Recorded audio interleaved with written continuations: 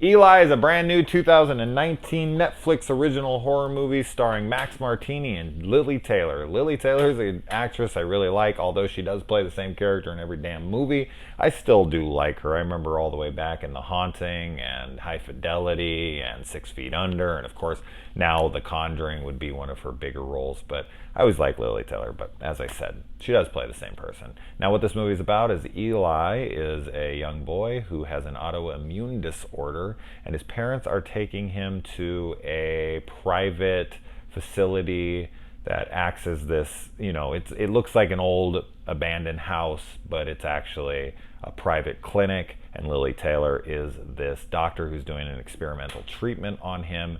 And while there, he's trying to get cured, but while being locked in this house, he also starts to think that it's haunted. Now, I've talked about this on the channel a lot when it comes to writing and how, you've got to pit your characters in these situations where they have no choice but to either stay or they're pushed in somewhere and they're just pushed in further because there's no other way around it, and so no one can yell at the screen, why don't you just leave? You got to put your characters in those situations, and this is one of those kinds of situations. Reminds me of the movie 100 Feet with Famke Jensen, where she is on house arrest with a ghost of her ex-husband in the house and stuff like that. I like that kind of premise.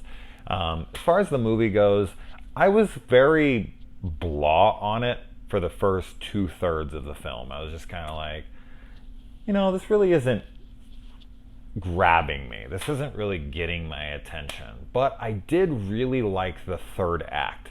So I don't really know exactly what to say about the movie overall. I guess if I was to average it out for having a pretty solid ending and a very mediocre first 2/3, 2 acts, I would kind of chalk it up to I liked it. I'd check it out.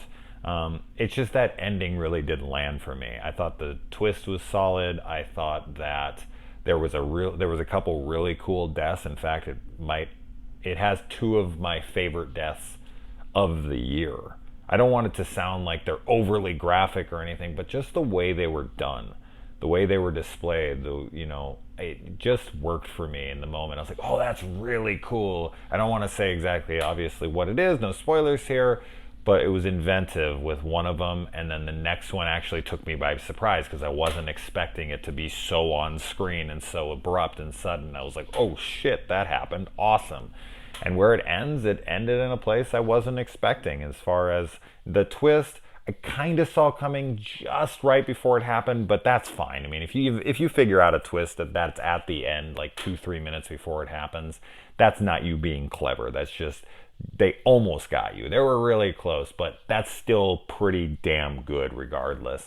And then, as I said, kind of just where it all ended up, I just didn't expect it to go in that route either. And when it did, I was like, all right, okay, cool. I can deal with that. That's good. A solid ending from a man movie. Now, on the flip side of that, any kinds of movies that go the opposite usually end with a bad review where you're like, it was going so great and then the ending failed. So that's why we always say the ending is the most important thing.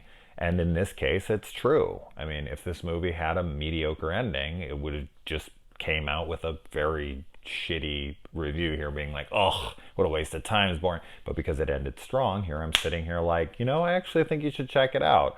The kid in this can be a little annoying. I feel like with a better casted child actor and maybe a little couple tweaks to the setup and maybe some pacing issues fixed, I think this could have been a really great movie, especially with that ending being as strong as it was. I would have liked to have seen this work a little more. But overall, I liked it. I'd recommend it. So yeah, that's it. I'm thinking, yeah, that's as much I can talk about without spoilers. But as far as the family goes, I liked it. They didn't sell me fully on it, but I did buy the mom and son thing. I guess I bought it. I didn't gravitate towards it. I wasn't like, oh, I care for this family. I guess I bought it, but they just weren't a very likable family. But it kind of all, it makes sense in the end. So anyway, guys, let me know if you check it out. It's on Netflix. Let me know. Adios.